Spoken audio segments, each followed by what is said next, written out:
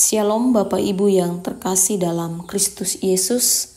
Selamat menikmati hidup anugerah Tuhan di hari yang kedua di tahun 2025. Bersyukur atas kesempatan yang masih Tuhan anugerahkan bagi kita untuk menikmati hidup anugerahnya.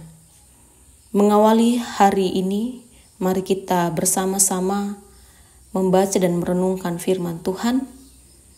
Tapi sebelumnya mari kita berdoa.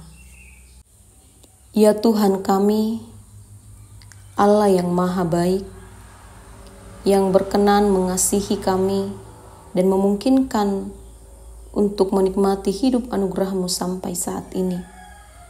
Kami bersyukur atas kesempatan yang Tuhan anugerahkan bagi kami, boleh melangkahkan kaki di tahun 2025, dan mengawali hidup anugerah-Mu di hari ini. Kami akan membaca dan merenungkan firman-Mu. Biarlah Tuhan yang memampukan kami untuk mengerti, memahami firman-Mu, semakin menguatkan iman kami dan semakin menolong kami untuk mengerti kehendak Tuhan dalam hidup ini. Ya Bapa, bersabdalah, kami siap mendengarkan firman-Mu. Dalam Kristus Yesus Tuhan kami berdoa. Amin. Pembacaan kita hari ini dari Ayub pasal 42 ayat 10 hingga ayat 17. Ayub pasal 42 ayat 10 hingga ayat 17. Firman Tuhan, lalu Tuhan memulihkan keadaan Ayub setelah ia meminta doa untuk sahabat-sahabatnya, dan Tuhan memberikan kepada Ayub 2 kali lipat dari segala kepunyaannya dahulu. Kemudian datanglah kepadanya semua saudaranya laki-laki dan perempuan, dan semua kenalannya yang lama, dan makan bersama-sama dengan dia di rumahnya. Mereka menyatakan turut berduka cita dan menghibur dia oleh karena segala malapetaka yang telah ditimpakan Tuhan kepadanya. Dan mereka masing-masing memberi dia uang 1 kesita dan sebuah cincin emas. Tuhan memberkati Ayub dalam hidupnya, yang selanjutnya lebih daripada dalam hidupnya yang dahulu. Ia mendapat 14.000 ekor kambing domba dan 6.000 unta, 1.000 pasang lembu dan 1.000 ekor keledai betina. Ia juga mendapat 7 orang anak laki-laki dan 3 orang anak perempuan. Dan anak perempuan yang pertama diberinya nama Yemima, yang kedua Kesia, dan yang ketiga Keren-Hapuk. Di seluruh negeri tidak terdapat perempuan yang secantik anak-anak Ayub, dan mereka diberi ayahnya milik pusaka di tengah-tengah saudara-saudaranya laki-laki. Sesudah itu Ayub masih hidup 140 tahun lamanya. Ia melihat anak-anaknya dan cucu-cucunya sampai keturunan yang keempat. Maka matilah Ayub, tua dan lanjut umur. Amin firman Tuhan. Bapak Ibu yang terkasih, dari pembacaan kita hari ini saya memberikan tema untuk kita renungkan bersama, yaitu berjalan bersama Tuhan. Berjalan bersama Tuhan. Saudara-saudara, seringkali penderitaan yang kita alami dalam hidup menimbulkan pertanyaan. Apakah Tuhan sungguh mengasihiku? Mengapa Tuhan mengizinkan saya mengalami penderitaan tersebut? Ataukah kesalahan apa yang telah saya perbuat sehingga Tuhan menghukum dengan penderitaan ini? Hal yang sama juga dialami oleh Ayub sebelum mendapatkan pemulihan dari Allah dalam pembacaan kita hari ini. Penderitaan yang dialami begitu bertubi-tubi, diawali dengan kematian anak-anaknya, kehilangan harta benda, terkena penyakit bara yang busuk, dikutuki istrinya, dan dipersalahkan oleh sahabat-sahabatnya.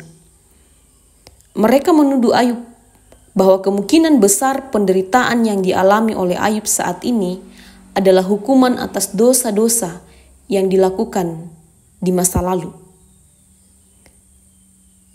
Di sisi lain, Ayub juga berkesimpulan bahwa dia tidak pernah melakukan kesalahan. Bahkan dalam Ayub pasal 1 juga menjelaskan bahwa memang dikatakan bahwa Ayub adalah orang yang saleh.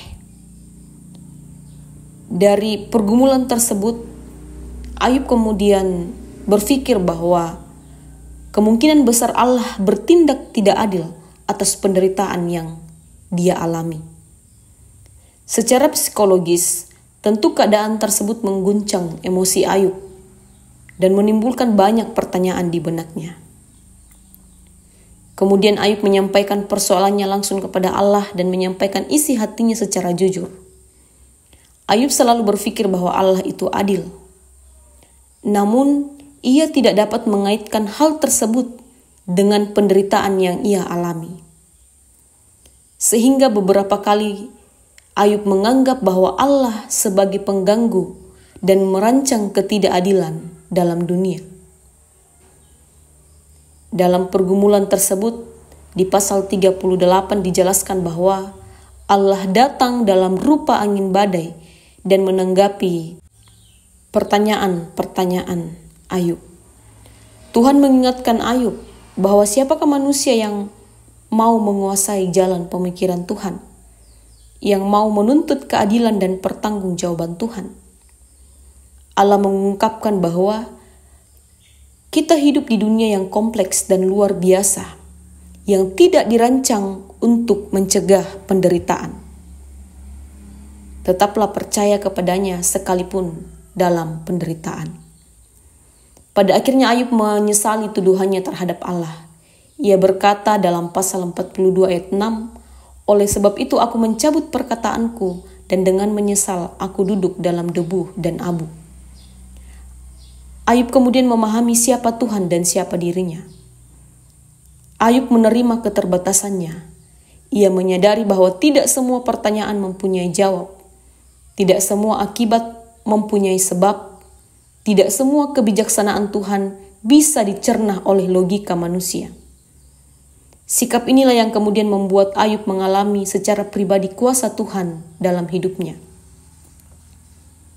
Dari keadaan menderita, hingga akhirnya Ayub mengalami pemulihan daripada Tuhan. Saudara-saudara yang terkasih, tetaplah berjalan bersama dengan Tuhan, baik dalam suka maupun duka, khususnya dalam perjalanan hidup kita di tahun 2025 ke depan.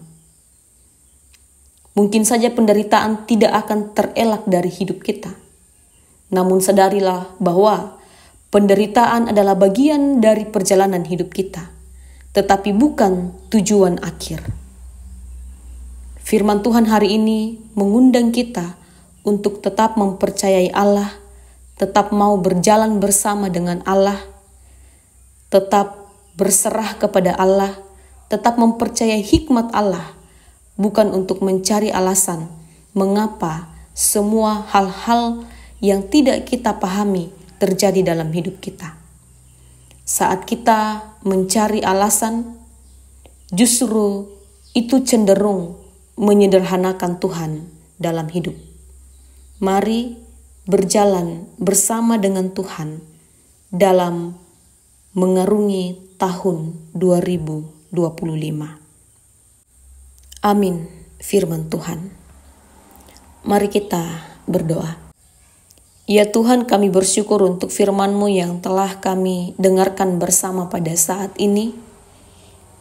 Kiranya kami semua dimampukan untuk senantiasa setia berjalan bersama dengan Tuhan, baik dalam suka dan duka hidup kami. Biarlah di awal tahun 2025 ini, kami dimampukan untuk memiliki komitmen untuk setia dan taat kepada Tuhan. Terlebih khusus, kami dimampukan untuk memahami bahwa penderitaan adalah bagian dari perjalanan hidup kami, tetapi bukan tujuan akhir. Karena kami percaya bahwa Tuhan senantiasa menopang kami, mengasihi kami, menyertai kami. Teguhkan iman kami ya Tuhan, untuk terus berpegang teguh pada kehendak Tuhan dalam menjalani hidup anugerah-Mu. Sertai kami dalam tugas dan tanggung jawab, dalam keluarga, dalam aktivitas kami di sepanjang hari ini. Biarlah kami semakin merasakan bahwa Tuhan tidak pernah meninggalkan kami dalam menjalani kehidupan ini. Mendoakan jemaat Tuhan yang dalam kelemahan tubuh, kiranya Tuhan memulihkan, yang dalam duka kiranya Tuhan menghiburkan, yang dalam pergumulan kiranya Tuhan menguatkan dan terus menopang kehidupan mereka. Mendoakan jemaat Tuhan yang sedang atau mungkin akan kembali ke tempat mereka masing-masing untuk melaksanakan tugas dan tanggung jawab setelah mereka berkumpul bersama dengan keluarga.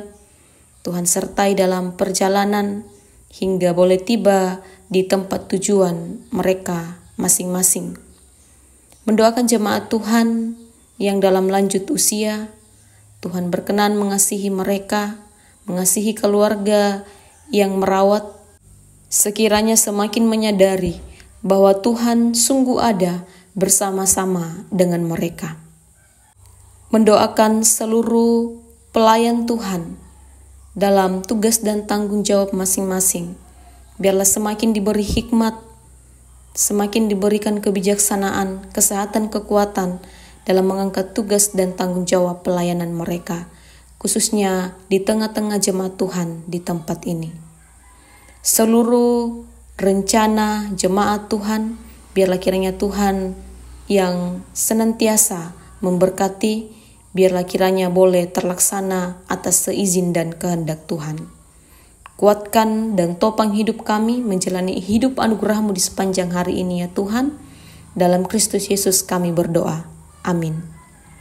Bapak Ibu yang terkasih, demikianlah renungan harian kita pada saat ini. Selamat beraktivitas. Tuhan Yesus memberkati dan selamat berjalan bersama dengan Tuhan menjalani tahun 2025.